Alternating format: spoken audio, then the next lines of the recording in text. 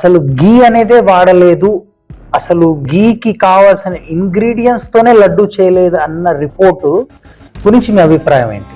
ఇప్పుడు ఘీ ఎందుకు వాడతారు? జనరల్ గా దాంట్లో ఫ్యాట్ ఉంటుంది. సిబిఐ రిపోర్ట్ కరెక్ట్ అంటారా, వచ్చిన కొత్త రిపోర్ట్ రాంగ్ అంటారా? కొత్త రిపోర్టులో క్లారిటీ లోపించింది అంటాను.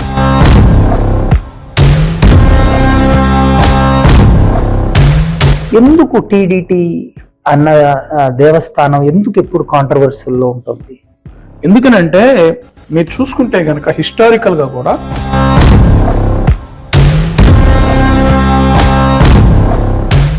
నమస్కారం అండి, నా పేరు జగదీష్.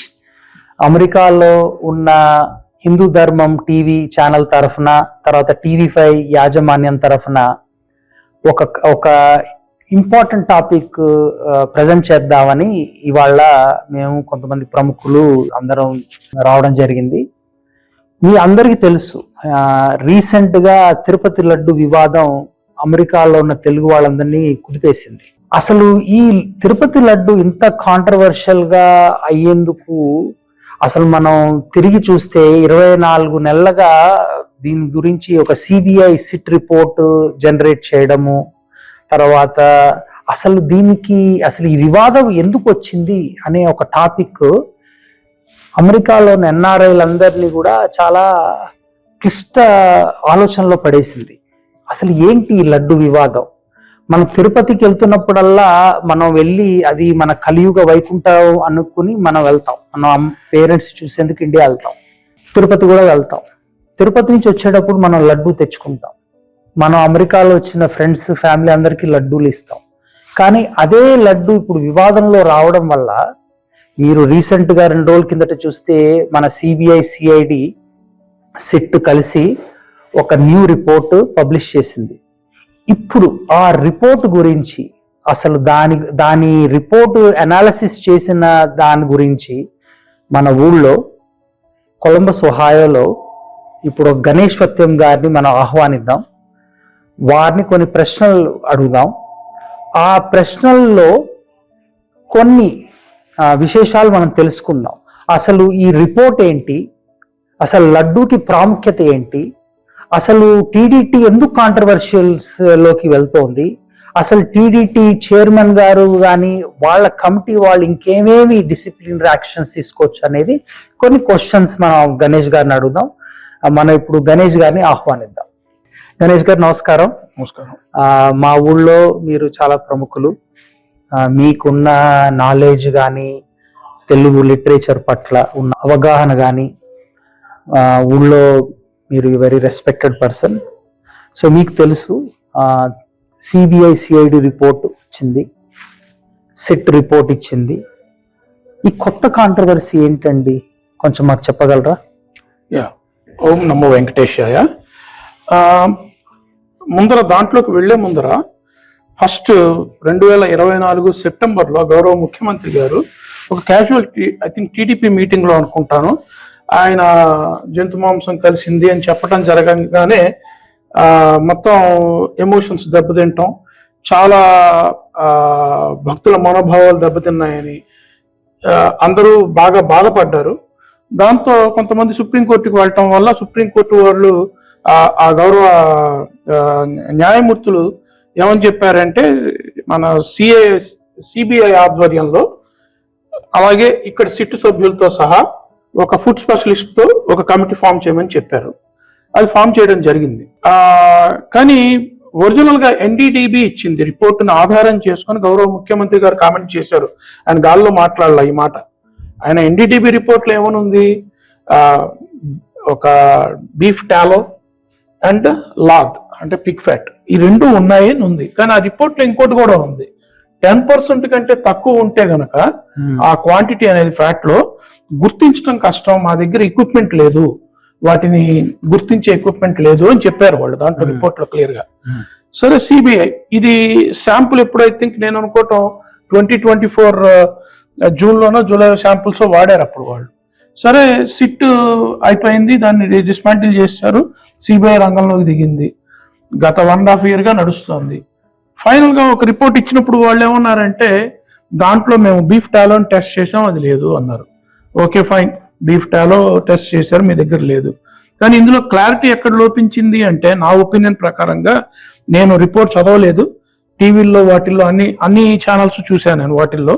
దాంట్లో వాళ్ళు స్క్రాల్ చేసినప్పుడు కొన్ని నేను చదవటం జరిగింది పాస్ చేసి ఆ రిపోర్ట్ని.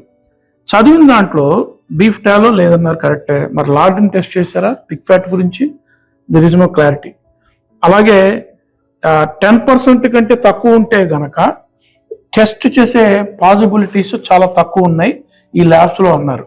మరి వీళ్ళు పంపించిన ల్యాబ్స్ మొత్తం ఆ కావాల్సిన ఎక్విప్మెంట్ ఉందా లేదా టెస్ట్ చేయడానికి?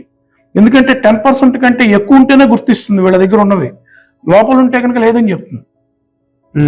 సో అందుకని there is a doubt on these report, CBI report. వాళ్ళు రెండోది కూడా ఏంటంటే 2025 మార్చిలో ఐ థింక్ శాంపుల్ని టెస్ట్ చేశారు వీళ్ళు, కానీ 2024 జూలైలో శాంపుల్స్ కాదు. అందుకని ఎన్డీడీబీ అనేది నేషనల్ లెవెల్లో ఆర్గనైజేషన్, అది మన సెంట్రల్ గవర్నమెంట్ రన్ చేసే ఆర్గనైజేషన్ ఇచ్చిన రిపోర్ట్ ఫస్ట్ది. సో ఇప్పుడు అది రైట్ అయితే ఇది రాంగ్ అవుతుంది, ఇది రైట్ అయితే అది రాంగ్ అవుతుంది. కానీ ఈ రెండింటి మధ్యలో ఏంటంటే ఒక విధమైన కమ్యూనికేషన్ లోపించిందని చెప్పుకోవాలి. కాకపోతే వీళ్ళు ఇచ్చిన కోర్టుకు సబ్మిట్ చేసిన రిపోర్ట్లో మాత్రం దాన్ని కూడా ఇంక్లూడ్ చేశారు వీళ్ళు. సో కంప్లీట్ టెస్టింగ్ అయితే జరగలేదని నా అభిప్రాయం. అది పాస్ట్ రిపోర్ట్. ఇప్పుడు కొత్త రిపోర్ట్లో అసలు గీ అనేదే వాడలేదు, అసలు గీకి కావాల్సిన ఇంగ్రీడియంట్స్ తోనే లడ్డు చేయలేదు అన్న రిపోర్టు గురించి మీ అభిప్రాయం ఏంటి? ఇప్పుడు ఘీ ఎందుకు వాడతారు? జనరల్ గా దాంట్లో ఫ్యాట్ ఉంటుంది. ఇప్పుడు మనకి ఎప్పుడైనా చూడండి, మీరు ఘీని చేత్తో పట్టుకుంటే వాటర్ తో కడుక్కుంటే పోతుందా? పోదు, సబ్బుతో కడుక్కోవాలి. సో ఆ జిగురు అనేది ఉంటుంది కదా, ఆ జిగురే లడ్డూని హోల్డ్ చేస్తుంది. మీకు లడ్డూలో మెటీరియల్స్ ఒక బాల్ లాగా తయారు చేయాలంటే ఏంటి, ఒకదానికొకటి ఆ జిగురు అనేది కావాలి. వీళ్ళు ఘీ లేదంటున్నారు, పామాల్తో హోల్డ్ చేస్తుందో చేయదు, కానీ ఒక విధమైన ఫ్యాట్ అనేది ఉంది దాంట్లో. వీళ్ళు సిబిఐ సరిగ్గా చేయని నిజం అది నేను చెప్పేది. ఎందుకనంటే ఒక ఫ్యాట్ అనేది ఉంది కాబట్టే వీళ్ళు అగైన్ ఆ లడ్డు లాగా చేయగలిగారు. లాస్ట్ 5 ఏళ్ళు రుచి లేకపోయినా ఆ ఫ్యాట్ ఏంటి? మరి ఇప్పుడు మీరు అన్న అనాలిసిస్ ప్రకారంగా సిబిఐ రిపోర్ట్ కరెక్ట్ అంటారా, వచ్చిన కొత్త రిపోర్ట్ రాంగ్ అంటారా? కొత్త రిపోర్టులో క్లారిటీ లోపించింది అంటాను. ఎందుకనంటే అది నెయ్యే కాదు అంటున్నారు. ఓకే ఫైన్, నెయ్యి కాదు కరెక్టే, కానీ మరి వాళ్ళ లడ్డు తయారు చేసినప్పుడు ఆ బంతిలాగా లడ్డు అవుతుంది మనకి. అది ఒకదానికొకటి హోల్డ్ చేసి ఆ మొత్తం ఆ దినుసులు ఒక లడ్డు లాగా తయారు చేస్తారు వాళ్ళు. మరి ఏ మెటీరియల్ హోల్డ్ చేసిన దాన్ని? ఒక ఫ్యాట్ అనేది డెఫినెట్ గా ఉంది దాంట్లో. ఆ ఫ్యాట్ ఏంటి? అది ఇంతవరకు క్లారిటీ లేదు సిబిఐ రిపోర్ట్ లో. సో ముందు సిబిఐ సిట్ ఇంకా కొత్త అనాలిసిస్ చేసి కొత్త రిపోర్ట్లు ఏమొస్తాయో మనందరం వెయిట్ చేద్దాం. ఇప్పుడు ఇంకో ప్రశ్న అందరికి డౌట్ ఏంటంటే, మనకి గవర్నమెంట్స్ వస్తాయి, కొత్త గవర్నమెంట్లు వస్తాయి, కొత్త అడ్మినిస్ట్రేషన్, కొత్త బ్యూరోక్రాట్స్ వస్తారు, టీటీటీ బోర్డులో కొత్త బోర్డు మెంబర్లు వస్తారు. ఎందుకు టీడీటీ అన్న దేవస్థానం ఎందుకు ఎప్పుడు కాంట్రవర్సీల్లో ఉంటుంది? ఇది గుడ్ క్వశ్చన్, చాలా చాలా గుడ్ క్వశ్చన్. ఎందుకనంటే మీరు చూసుకుంటే కనుక హిస్టారికల్ గా కూడా వరల్డ్ లో టాప్ 3 రిలీజియస్ ప్లేసెస్, ఒకటి రోమ్ లో ఉంది చర్చ్, ఫస్ట్ ఇది church saint John something lateral ఏదో అంటారు, రెండోది మక్కా మసీదు, మూడోది తిరుమల తిరుపతి దేవస్థానం. ఎవడైనా డేర్ చేసి ఆ ఫస్ట్ రెండిట్లో ఇంతవరకు ఎప్పుడైనా స్కాండల్స్ గురించి మనం బయట విన్నామా? ఎప్పుడైనా వినలేదు. కానీ టీటీడీ గురించి ఎందుకు వింటున్నాం? హిందువులు చాలా సీరియస్ గా ఆలోచించాల్సిన విషయం. టీటీడీ బోర్డులో సభ్యులు ముఖ్యంగా ఆలోచించుకోవాల్సిన విషయం ఏంటంటే, ఇది నేను ఫ్రాంక్ గా చెప్పేది కూడా, ఇది పొలిటికల్ పార్టీలకు అతీతంగా బోర్డులో ఉన్న సభ్యులు ఉండాలి. వాళ్ళు స్వామివారి పట్ల అకుంఠిత భావంతో ఉండాలి వాళ్ళు. ఎందుకంటే ఆయన దేవదేవుడు, కలియుగ ఆరాధ్య దైవం. అందరు భక్తులు ఏమనుకుంటారు? పిలిచిన పలికే స్వామి అంటారు, లేకపోతే అనాథ రక్షకుడు ఆపద్బాంధవుడు అని కొండ ఎక్కువస్తారు. ఇవన్నీ వచ్చిన వాళ్ళని బోర్డు సభ్యులుగా వాళ్ళు తీసుకునే డెసిషన్స్ అన్ని వెరీ వెరీ ఇంపార్టెంట్. వాళ్ళు ఊరికేనే ఏదో పొలిటికల్ పార్టీలు నామినేట్ చేసినాయి కదా అని రావటం కాదు ఇక్కడికి. వాళ్ళు వచ్చి ఆ స్వామివారికి సేవ చేయడానికి ఆయన వీళ్ళకి అవకాశం ఇచ్చారు. వీళ్ళు స్ట్రిక్ట్ గా ఉంటే, పైవాళ్ళు స్ట్రిక్ట్ గా ఉంటే కింద వాళ్ళు ఆటోమేటిక్ గా పనిచేస్తారు. అది కొన్ని సంవత్సరాలుగా లోపిస్తోంది. ఎందుకంటే పాలకులు కరెక్ట్ గానే ఉండి ఉండొచ్చు, కానీ ఇక్కడ ఉన్న వాళ్ళలో కూడా ఆ పాపభీతి ఉండాలి. అటువంటి వారినే అక్కడ పెట్టి చేయించాలి. లేదంటే ఇటువంటి కాంట్రవర్సీస్ లోకి టీటీడీ లాగబడుతుంది. ఎందుకంటే ముఖ్యంగా డబ్బులు ఎక్కడ ఉన్నాయో అక్కడ ఇలా ఇటువంటివి వస్తాయి మనకి. బాగా చెప్పారు. ఇప్పుడు ప్రస్తుతం ఉన్న బోర్డు చైర్మన్ బిఆర్ నాయుడు గారు, లేకపోతే కొత్త ఇన్కమింగ్ ఐఏఎస్ ఆఫీసర్లు, ఎగ్జిక్యూటివ్ డైరెక్టర్లు వచ్చి వాళ్ళ పరిధుల్లో ప్రక్షాళన చేయాలి, తిరుపతి ఇంకా ఇంప్రూవ్ అవ్వాలి, తిరుపతిలో వచ్చే ప్రతి పూజకు కావాల్సిన ఇంగ్రీడియంట్స్ భక్తులకి ఒక గేట్వే లాగా చేసి ఒక డిసిప్లిన్ గా గవర్నెన్స్ గా నడపాలన్న ప్రక్రియలోనే వెళ్తున్నారు. వాళ్ళకి మీ సందేశం ఏంటి? ఇంకా వాళ్ళు ఏం బాగు చేయగలరు అనేది మీరు మాకు తెలుపగలరా? తప్పకుండా. అంటే ఏదైనా ఒకటి చేసేటప్పుడు ఆ కార్యానికి పూర్వపరాలు బాగా ఆలోచించుకోవాలి. అంటే అసలు ఇందులో ఈ మొత్తం ఎపిసోడ్కి హీరో ఎవరు అంటే తిరుపతి లడ్డు. తిరుపతి లడ్డు మనిషి కాదండి, అది తిరుపతి లడ్డు ఇంత ప్రభావాన్ని చూపించింది. సిబిఐ అనేవాడు పరిగెత్తారు, తర్వాత వీళ్ళందరూ మొత్తం పొలిటికల్ పార్టీలు కూడా టెన్షన్లో పడ్డాయి. ఒక్క లడ్డు చేసిన ఇది, దానికి ఉన్న పవర్ తెలుసుకోవాలి ఫస్ట్ థింగ్. ఎందుకంటే తిరుమల తిరుపతి దేవస్థానం అనేది ఒక స్వామివారే కాదు, ఆ స్వామివారికి సంబంధించినవి ఎన్నో ఉన్నాయి. దానికి సంబంధించిన హిస్టరీ తెలుసుకోవాలి. ఎందుకంటే 1940 సంవత్సరం సుమారు నాకు గుర్తున్నంత వరకు, నేను పుట్టలేదు అనుకోండి ఆ టైంకి కానీ, బట్ లడ్డు అనేది టీటీడీ ఏర్పడిన తర్వాత వాళ్ళు తీసుకొచ్చారు. దీంట్లోకి తీసుకొచ్చిన దగ్గర నుంచి దిట్టం అంటారు. ఆ దిట్టం అంటే ఏంటంటే దాంట్లో ఆవు నెయ్యి, తర్వాత రకరకాల పదార్థాలు అనేవి దాంట్లో కలుపుతారు. అలాగే పోటు అంటారు, అంటే మన లడ్డు తయారు చేసే కిచెన్. మీరు ఎప్పుడైనా వెనకాల తిరుమల టెంపుల్ వైపు తిరుగుతుంటే గనక మంచి సువాసన వస్తుంటుంది అనమాట. ఇది ఒక 50 సంవత్సరాల క్రితం మేము కళ్యాణం చేసుకున్నాం. అప్పట్లో కళ్యాణం ఏంటంటే మీకు వాహనాలు ఉన్న గదిలో ఆ ప్రాంతంలో జరిగేది. మొత్తం 600 రూపాయలకి 30 మందిని అలౌ చేసేవాళ్ళు అంతే. ఆ తర్వాత అలౌ చేస్తున్నప్పుడు అంత మొత్తం 15 మందిని అంతమందిని అలౌ చేసేవాళ్ళు ఒక్కొక్క టికెట్కి. సో అలా మేము చేసుకున్నాం. వెళ్ళి చేసుకున్న తర్వాత కాటేజ్కి వెళ్ళేటప్పటికి ఒక పెద్ద తట్ట నిండా లడ్డూలు, ఇంకో తట్ట నిండా వడలు, పెద్ద తట్టలు పెట్టున్నాయి. ఒక దాంట్లోంచి గంగా ప్రవాహం లాగానేమో మన ఆవు నెయ్యి బయటికి కారిపోయింది, వెళ్ళిపోతుంది రోడ్డు మీదకి. ఇంకో తట్ట నుంచినేమో గోదావరి ప్రవాహం లాగా ఇంకొకటి, అలా వెళ్ళిపోయినాయి. అదే కాకుండా అప్పట్లో మనకి ఆ లడ్డు కానీ ఏమన్నా తీసుకుంటే మేము ఏం చేసామంటే, మరి మేము అవన్నీ ఇంటికి పట్టుకెళ్ళాం, అక్కడ ఉన్న కొంతమంది బిచ్చగాళ్ళకి ఇచ్చి, దెన్ ఈవినింగ్ ఏం చేసామంటే తిరుమల ఎక్స్ప్రెస్లో విజయవాడకి వెళ్తున్నాం మేము. ఆ తిరుమల ఎక్స్ప్రెస్ దగ్గర పంచడం మొదలెట్టాం. యూ డోంట్ బిలీవ్, ఆ రోజున రైల్ని లేట్గా బయలుదేరింది. ఎందుకంటే ప్రతి భోగిలో ఉన్నవాడు ఇక్కడ లడ్డూలు పెడుతున్నారా అని లైన్ కట్టారు అక్కడ. సో ఆ లడ్డుకున్న పవర్ అలాంటిది. ఎందుకనంటే స్వామివారిని దర్శించుకోకపోయినా అది తింటే గనక ఆ స్వామివారి కటాక్షం మనకి లభిస్తుందనే అపారమైన నమ్మకం ఆ తిరుపతి లడ్డు మీద. అంత పవిత్రమైంది. మరి వాటిని తయారు చేసే విధానం కూడా తెలుసుకోవాలి కదా. పంచగవ్యాలు అంటారు. పంచగవ్యాలు అంటే ఏంటి? ఆవు పాలు, ఆవు పెరుగు, ఆవు నెయ్యి, ఆవు మూత్రం, ఆవు గోమయం, ఇవన్నీ కలిపి. ఎందుకంటే ఆవు తల్లి లాంటిది. మరి ఇది ఎందుకు వాడుతున్నారు అనేది కూడా తెలుసుకోవాలి. ఎందుకంటే మనం ఆ గేదె నెయ్యితో తింటాం, నెయ్యి తింటాం, కానీ మరి ఆవు వాటితో ఎందుకు చేస్తున్నాం అంటే తక్కువ ఫ్యాట్ ఉంటుంది, చాలా క్లీనెస్ట్, తల్లి లాంటిది ఆవు, అండ్ మన హెల్త్కి కూడా మంచిది. ఆ ఉద్దేశంతో మనకి హోమాల్లో కావచ్చు, వేటిల్లోనైనా కూడా మనం దీంట్లో వాడతాం. అదే కాదు, ఫస్ట్లో గోమాత పూజ కూడా చేస్తారు కొన్ని క్రతువుల్లో మనకి. మరి ఇవన్నీ అంత ప్రాశస్త్యం ఉన్నది కదా. మరి ఆ పాత రోజుల్లో ఉన్న దినుసులు ఇవన్నీ కూడాను ఫ్రిడ్జ్ లో పెట్టకపోయినా 1 వీక్ ఉండే లడ్డు అప్పట్లో ఈ రోజు ఎందుకు ఉండట్లేదు? అది బోర్డు ఆలోచించుకోవాలి. ఎందుకనంటే అప్పట్లో ఆర్గానిక్ గా ఉండేవి, తర్వాత ఎరువులు కలిసినవి వాడుతున్నాం మనం దినుసులు అది. అండ్ తప్పకుండా ఏంటంటే మన నాయుడు గారు మంచి డెవోటీ, నాకు బాగా తెలుసు ఆయన. ఎందుకంటే ఆయన కరెక్ట్ గా బోర్డు చైర్మన్ అయ్యే అవకాశం ఉన్న వ్యక్తి కూడా ఆయన తప్పకుండాను స్వామివారికి ఎంతో సేవ కూడా చేశారు ఆయన. అలాగే మన గౌరవ ముఖ్యమంత్రి గారు కూడా చిత్తూరు జిల్లా వాసి. తప్పకుండా వీరు ఏం చేయాలి అంటే ఆ క్వాలిటీ అనేది వాటిల్లో తీసుకురావాలి.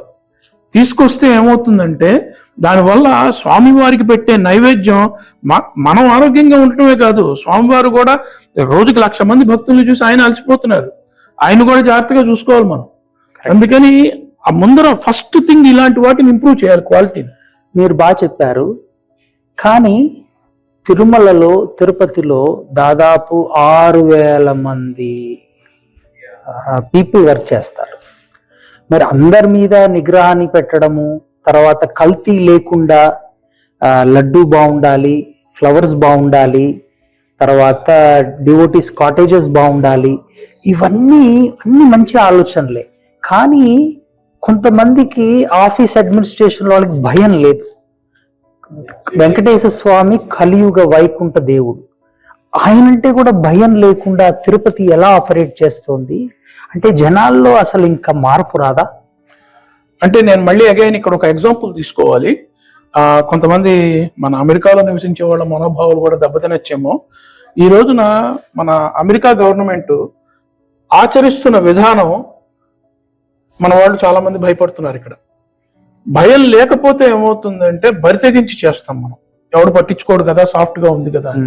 భయం అనేది ఉంటే కనుక కంట్రోల్లో ఉంటాం, అది మానవ సహజం. మనం ఇన్నాళ్ళు ఇక్కడ గవర్నమెంట్స్ ఏంటంటే స్ట్రిక్ట్నెస్ అనేది లోపిస్తోంది నాకు అనిపిస్తున్న. ఇది ముఖ్యంగా ఇటువంటి పుణ్యక్షేత్రాలు, అదే కాకుండా ఇండియా పేరుని నిలబెడుతోంది ప్రపంచ పటంలో ఈ టెంపుల్. ఆలోచించండి, ఎందుకనంటే దాన్ని ఎంత గౌరవంగా విదేశీయులు కూడా వచ్చి చూసే దర్శించుకునే ఆలయం ఇది. మనం ఎంత జాగ్రత్తగా ఉండాలి. తప్పు చేసిన వాడికి శిక్ష తప్పదు.